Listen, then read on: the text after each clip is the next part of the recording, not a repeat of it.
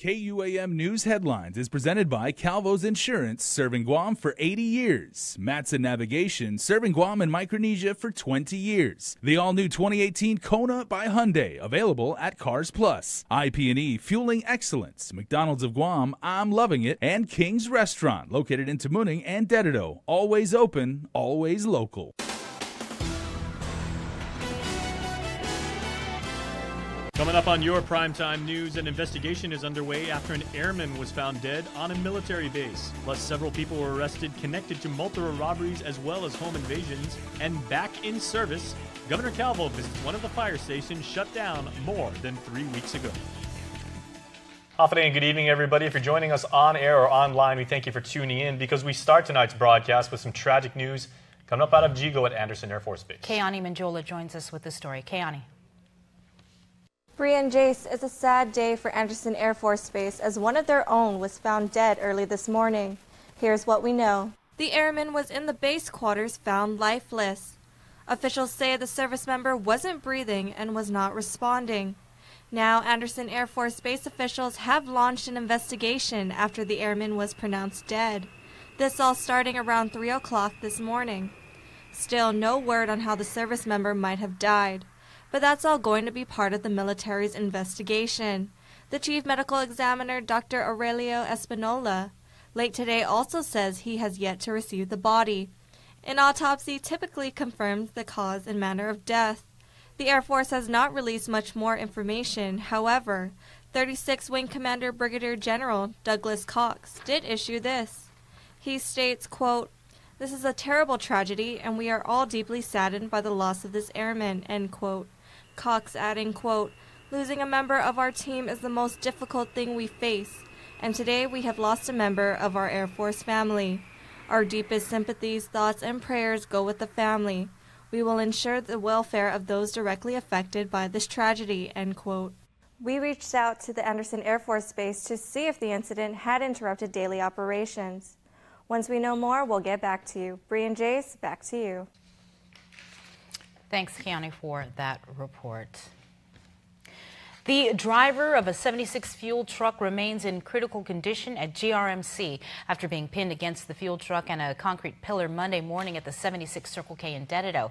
GPD says he was trying to stop the truck after it rolled forward. South Petroleum Corporation owners of 76 Circle K say they are conducting an internal investigation but have no comment as to his condition or details of how the incident occurred at this time. Well, the decision is in, but instead of a Grammy, which would be another one, Yvonne Elliman Alexander and her husband Alan received a 14-day incarceration sentence by Judge Vern Perez. That is based on the government's recommendation, with defense Mike Phillips arguing that the couple should be given probation for their compliance with court rules and undergoing drug treatment. Yet taking that and the defendant's ailing mother into consideration, the judge decided on a non-consecutive court incarceration that may be carried out by the couple in the state of Hawaii. The probation office will work with the courts in the Aloha State. Another hearing will be scheduled in 8 months' time to see if the sentence was carried out. A group accused of being involved in a string of robberies, home invasions, and a car theft are captured. This after one of the suspects is caught on camera in an apparent snatch and grab at a local supermarket. KUAM's Nick Delgado has the story.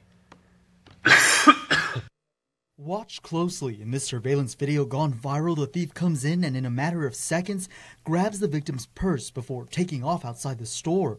The incident happening last Friday in the early morning hours at the Micronesia Mall Payless in Dededo. The video led investigators to carry out a search warrant at a Jigo home on Monday. It's there they ran into the first suspect, 35-year-old Franklin Peter Mendiola Aldon. Police say he was allegedly driving a stolen car with two others, 41-year-old Clarence Glenn Aldon and 42-year-old Doris Ann Soriano de Leon Guerrero, were interrogated as well. From there, authorities say they were able to link them to multiple robberies at local game rooms, Verona Resort, Omagunda Lounge, and Alupang Sunset condos. Also arrested are 22-year-old Joseph Peter Cabrera Pangilinan and 31-year-old Eddie John Cruz III. Police learning that Franklin Aldon was the man seen on the Payless security cameras during the alleged purse snatching. The four men each face charges of robbery among others. De Leon Guerrero is charged with theft of a motor vehicle. Reporting for Guam's News Network, Guahusi, Nick Delgado. You now know that the Estumbo and PD fire stations are fully back in business as they were shut down earlier this month as cost-cutting moves in the midst of the public sector's fiscal crisis.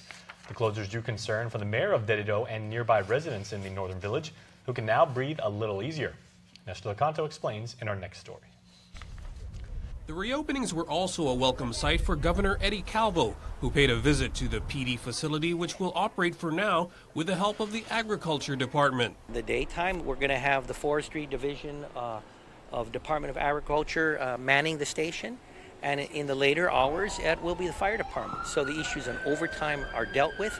At the same time, we have a presence over here to deal with any eventuality. One of the reasons the fire department said it was able to reopen the stations was because it said it saved $400,000 in overtime in just 2 pay periods. Calvo explains how they managed that. When you start cutting back on overtime, and because of how the furlough process works, we cannot touch hours until we deal with areas such as overtime. So these are the areas that we could make the adjustments. The Hagåtña Police Precinct and various sports facilities were also shut down around the same time. Calvo says they will remain closed for now while he waits on further recommendations from those departments as they continue adjustments to the fiscal crisis. For Guam's News Network, I'm Nestor Lecanto. Happening during day one of the station being back in service, GFD, the Navy, and forestry fire units responded to a large grass fire off Turner Road over on Nimitz Hill, which is a fire-prone area near the PD station. No injuries, evacuations, or damage to houses was reported. As the government's cash crunch continues, the Guam Police Department is defending its spending habits questioned by Speaker B.J. Cruz. Cruz is the oversight chair on appropriations who criticized GPD for not filling recruitment positions in the last 4 years, despite appropriations given to do so. In a letter to the Speaker, Police Chief J.I. Cruz notes the Public Safety Vacancy Cost Account was created as part of the fiscal year 2015 Budget Act. Nearly $2 million for vacant positions would only go to new hires. Chief Cruz, writing to the Speaker, quote, essentially, you restricted funding for vacant positions that are normally filled through promotion and restricted for new recruits. The chief added, although you did not support the promotion of 132 men and women of the police department who all worked hard for these promotions, the promotions were not arbitrary, nor were they fiscally irresponsible. They were done in accordance of the law, end quote. You can read more on this story on our website. Now, should the Speaker say the governor's fiscal realignment plan of some $1.5 million is short of the required $30 million in cuts, then Adelup says they can fix that. In a letter Monday, Speaker B.J. Cruz says the plan falls short because of a net increase in the pharmaceutical fund that was appropriated to GMH. Governor Calvo says he doesn't want any complications. And though we believe we've done the necessary cuts, we want to make sure that there is no wiggle room in terms of any technical issues in regards to the $30 million. So, I've instructed Lester and the fiscal team to, as a result of the $1.5 million that goes to the hospital, that to make a light cut pro rata-wise with other government of Guam agencies to absorb it. Now, that $30 million in planned spending cuts is required before the 1% increase in the business privilege tax goes into effect on April Fool's Day. Still to come, follow the money. Chris Barnett continues to look at campaign finances. Coming up, a look at the race to Adelaide. And later, our Nick Delgado has the final installment of our series, Celebra y Chamon. There are more ways to experience KUAM News than any other source on Guam. Download the KUAM News app for your Apple or Android device for 24/7 news, sports, videos, weather, streaming, KUAM radio, and important news alerts. And stay connected at home with Guam's first app for Apple TV. All available now from the App Store.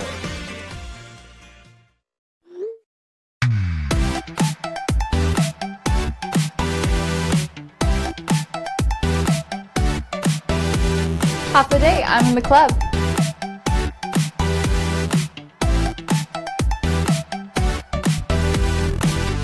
Half a day, welcome to Two Lovers Point. Half a day, I'm in the club.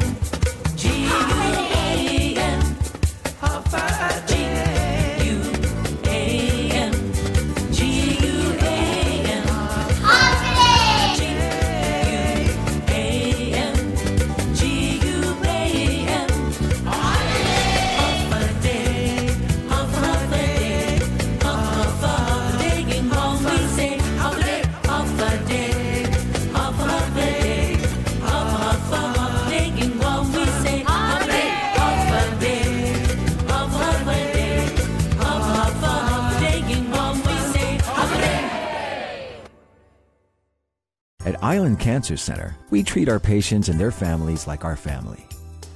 We have all been touched by cancer, and it is important to feel comfortable and secure under the care of our health professionals. You can count on us for skilled cancer specialists, the most advanced cancer-fighting technology on the island, and a commitment to caring for you or your loved one with compassion, respect, and empathy. Our family, treating your family. Island Cancer Center, located on Guam Medical Plaza. Visit us at islandcancercenter.com or call 646-3363. Cars Plus and Mighty has the trucks. And during Ram Truck Month, save up to $97.50 on new Ram trucks. Cars Plus has a great selection of 2018 Ram trucks. Plus, shop our remaining 2017 Ram 1500s. Voted Guam's best truck 2 years in a row. The Ram truck comes with a 5-year, 60,000-mile powertrain warranty. And with 1.99 APR financing for qualified buyers, there's no better time to buy than now. It's Ram Truck Month, and only Cars Plus and Mighty has the trucks. Cars Plus, driven by you. There are more ways to experience Guam via KUAM News, giving you what you want, when you want, and how you want it. From smart devices, Alexa, what's in the news? Here's your flash briefing. Over the web, on mobile, on streaming platforms, with immersive, interactive formats, and via social media where it's more than just content, it's conversation. More ways to keep you informed and entertained whenever you want it, wherever you are, on whatever device you're using. Welcome back to Primetime, everybody. The 5 gubernatorial teams running in the 2018 election have raised nearly $500,000 for Decision 2018, so says the latest GEC filings. Gubernatorial teams are obligated to file organizational reports and amend them when any changes to the organization are made. For example, when a running mate is chosen. Other than the amended reports, there's no obligation for teams to file financial information until 10 days before the primary. Chris Barnett reports. And the team that has raised the most money, biggest gubernatorial baller, Republicans Ray Tenorio and Tony Atta, raising $211,625. The lone Republican team has also spent the most, $184,325. The team last filed in January of 2017 when former Senator Tony Atta was chosen as Tenorio's second. Democrats Lou and Josh are in with $108,766 raised, and they've only spent $3,516 according to their last report filed in May of 2017. The Uggan-Limtiaco team of Senator Frank Uggan and former U.S. Attorney Alicia Limtiaco has raised $83,437 and spent $67,069. Their last filing coming in November of 2017. Senator Dennis Rodriguez and running mate David Cruz have raised $62,600 and spent $56,000 according to their last filing, which was yesterday. And no filing yet for Democratic hopefuls Gutierrez Berdallo, but Team Sunshine last filed in February of 2017, raising $5,200. Team Sunshine supposed to file 10 working days after any significant change to their organization. Adding a running mate would signify a major change according to the GEC.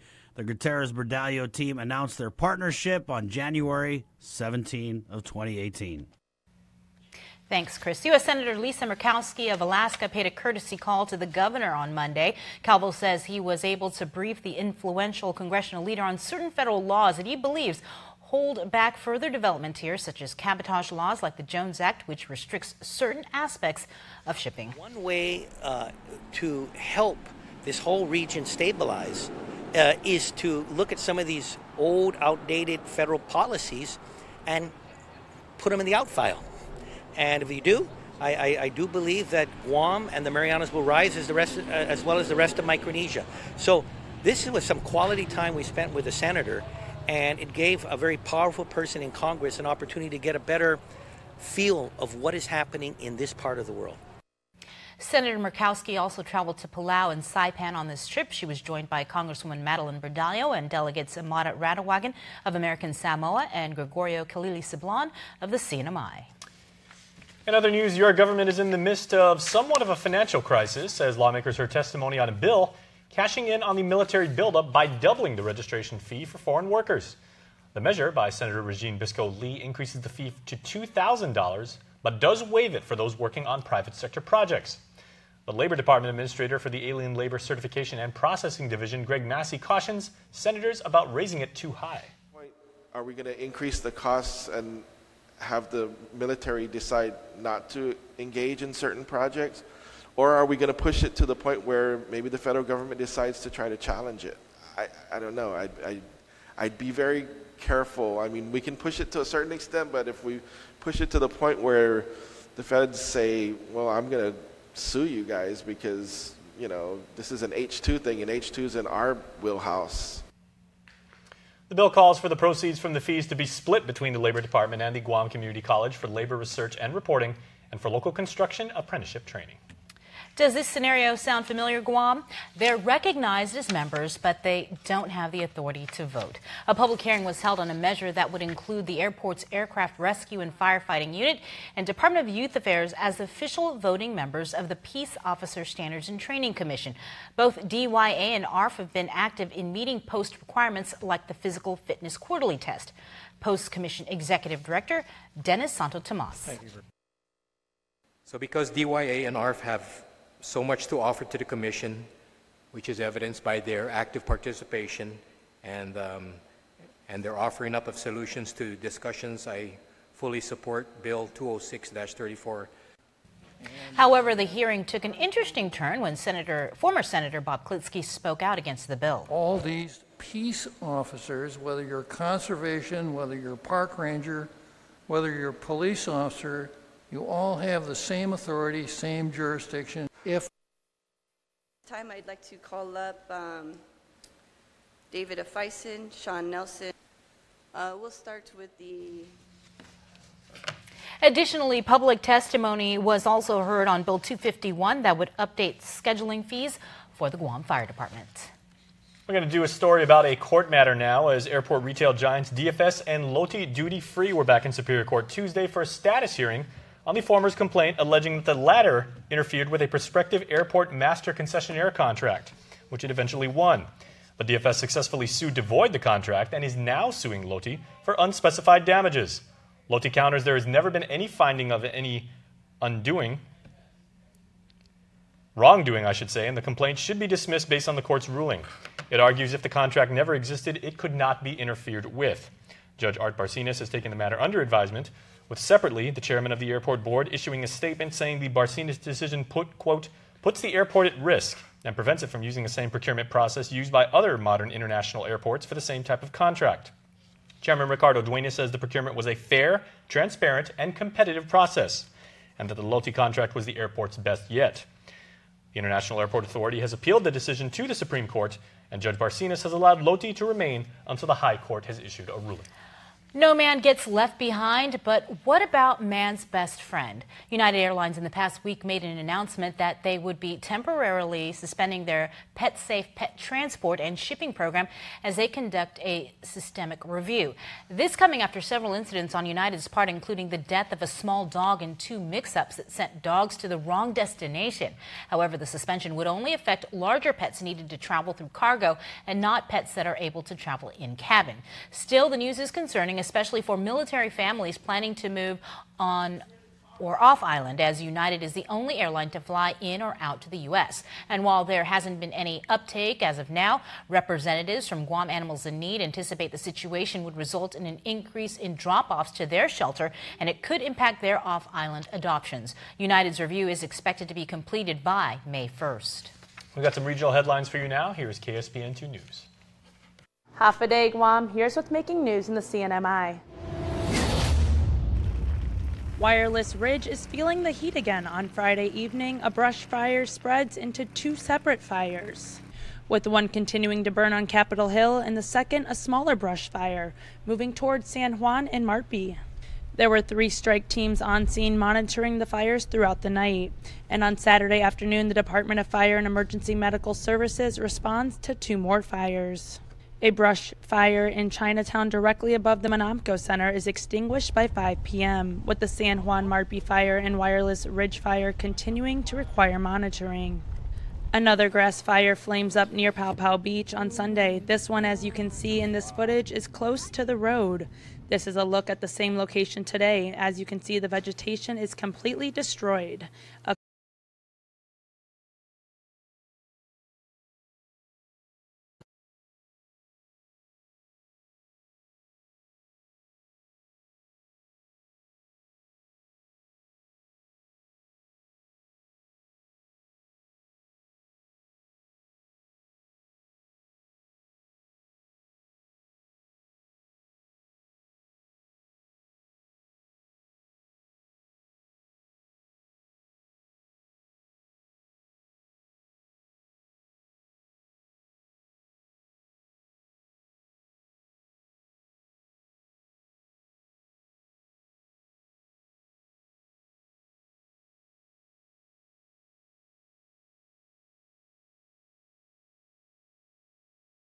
at leadership roles elsewhere in the company. This is our headquarters here in Guam in Micronesia. And when we talk about putting down our roots, it's not just doing business, it's about everything we do with our friends, our customers, and our employees. I believe that nobody can replicate what we do, and that's why we have such a great team and such a great service and why we're successful. This is our home, this is our life, and we're happy to make a difference in everyone else's life.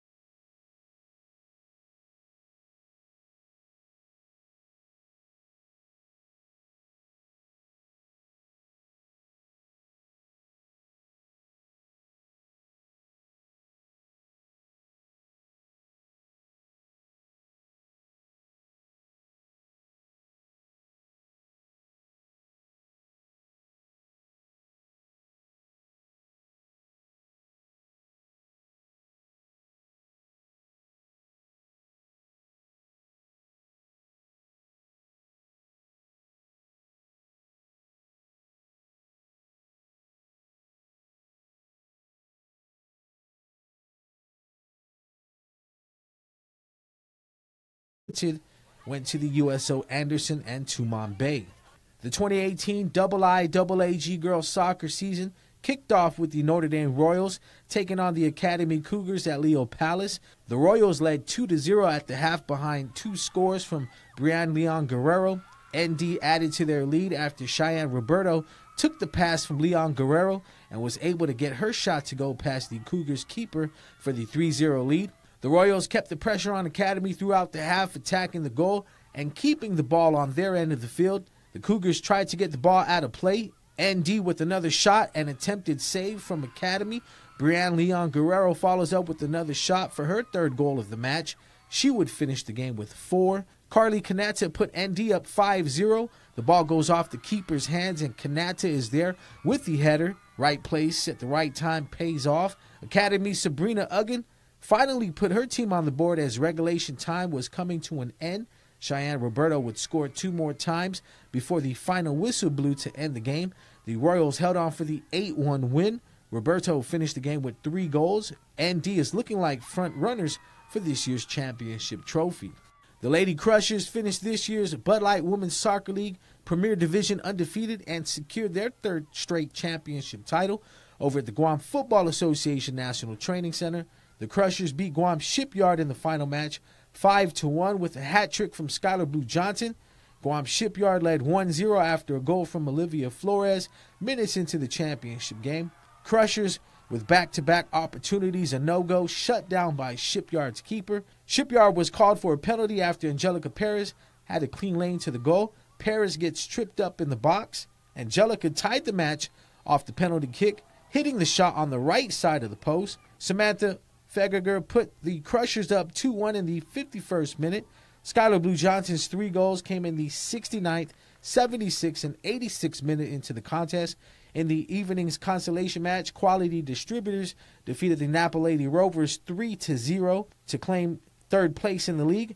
Lady Crushers goalkeeper Aaron Anulau received the league's Golden Glove Award. Brianne Leon Guerrero earned the league's Golden Boot Award. Well, that's going to do it for sports. We're back right after this.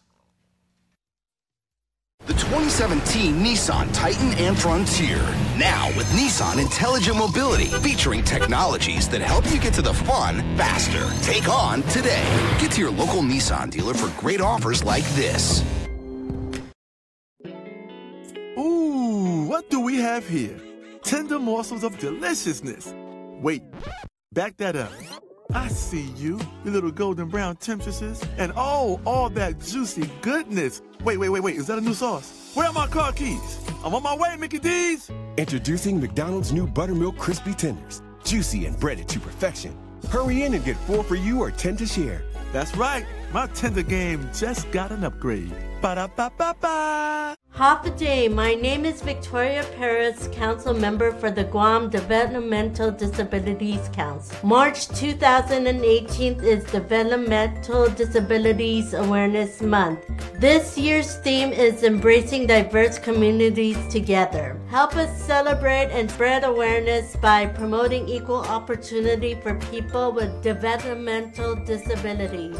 For more information, please call 735-9127 or 8.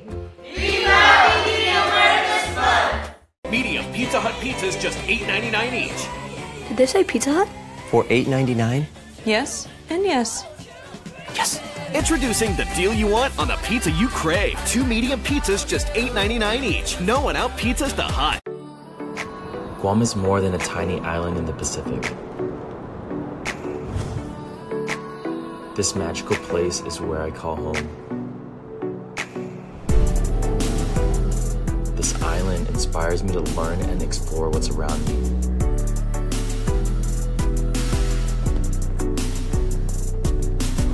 It teaches me that there are no shortcuts in life and that the long way home may just be the scenic route. And that even the dirt roads can lead you to beautiful destinations.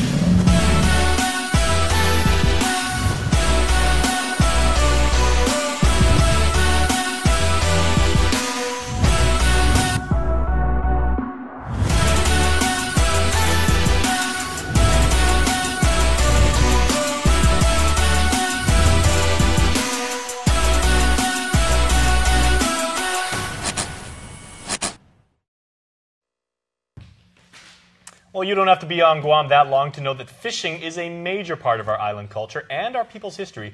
And when it comes to fishing, no doubt there are all sorts of ways to do just that in the waters all around our island. But in our final installment of our special Celebra y tomorrow, Nick Delgado ditches the suit and tie to show us the art of the talaza.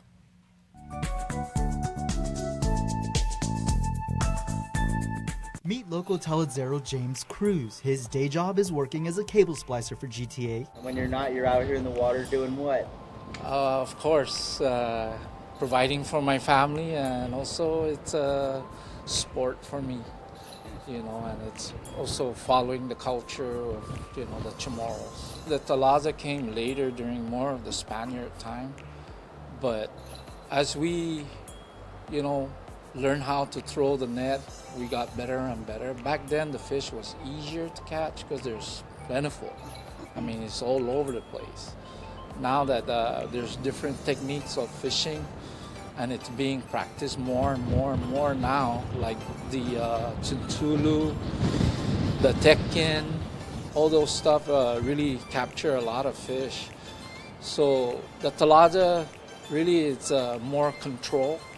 You can only get so much. A sport that dates back more than a century. But for Cruz, it goes back to his time in grade school when he would follow his dad each time he went fishing. The interest was, you know, as we were growing up, of course we were so young we couldn't open the net. So when we got older, then we started to be able to throw the net, cast it. He says it started with just getting 1 or 2 fishes here and there. To date, his catch, 1 million and growing. So we went this morning with Cruz down to Assen Beach to learn how to cast a talaza, first going through the motions on land. The upper body strength is the main thing because you want to get distance. But of course, the technique is to get as close as you can to the fish. So creeping up to them is not as easy. It's a technique, so you got to wait for the waves to cover over the school of fish, and then you're able to move, you know, because the wave has like a white wash, so it sort of like clouds the fish from seeing me. Then putting it to the test in the water. My first attempt, nothing. Next, some rocks and seaweed. And while I was learning to get down the proper technique, unfortunately, no catch for me. But Cruz, let's just say his catch is something he looks forward to getting every single time he hits the water. The most popular fish that we put on our table are sedzon and kitsu, which is the rabbit fish, and the sergeant fish. And guili and tatagat, which is the bigger fish that we love to barbecue, kaddu. Fresh grub he brings home or shares as a way to gain luck for the next time he goes out. My best feeling I get is what school is going to be there for me today. You know, is it going to be a big school, big fish, or, you know, medium fish? One of the most exciting ones are for the smaller fish are the heating. Those are a lot more bigger rabbit fish and a lot more difficult to get to. But it's exciting to just try, you know. Doesn't matter whether you catch one or two. If you catch the whole thing, that's luck. Reporting for Guam's News Network with this week's Celebrity Chamorro, Guahusi Nick Delgado.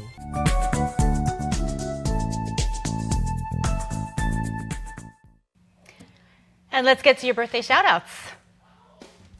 Happy birthday wishes going out tonight to Mrs. Jane Torres Babauta and Mrs. Jean Torres Emmanuel. Happy 49th birthday from the Torres and Jones clan, Gizing Guam Zan Saipan.